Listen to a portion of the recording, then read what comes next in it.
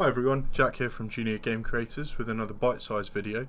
Today we're going to be looking at an often overlooked aspect of games, background music and sound effects, both of which can really enhance an average game and make it into a great one. It's important to think about how you use music and sounds and when you use them and when it's appropriate. Often throwing lots of different stuff at a game can just make it annoying. So we're going to start off by adding sound effects to our platformer game here. Test out a couple. See what you like the look of. Not bad. We're looking for a sound for when you go through the portal. I think that's the one.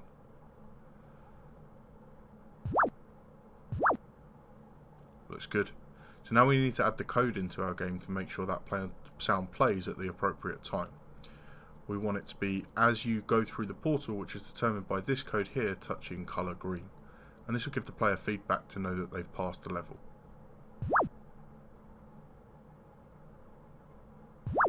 Fantastic.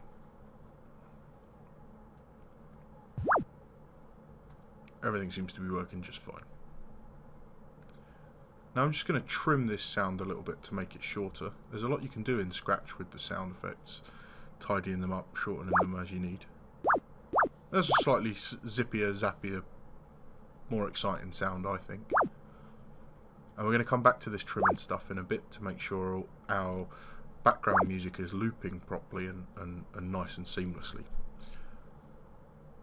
So on our Pluto sprite, let's have a look at the sound library again. And we're quite lucky with Scratch. It's got a big, wide, interesting library of sounds.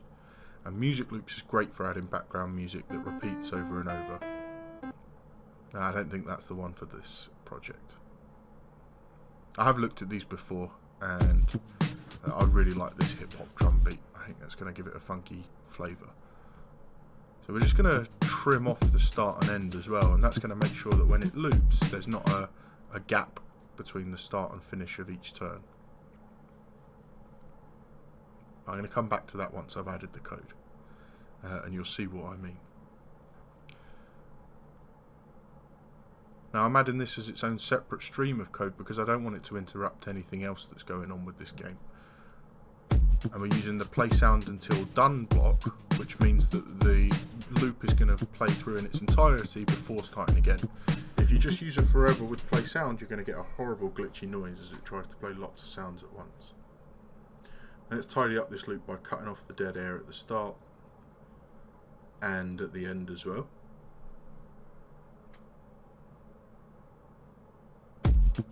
Now you should be able to hear that it transitions nicely between loops. No obvious break in the music. I already think this has elevated this game into something a bit more interesting and a bit more exciting.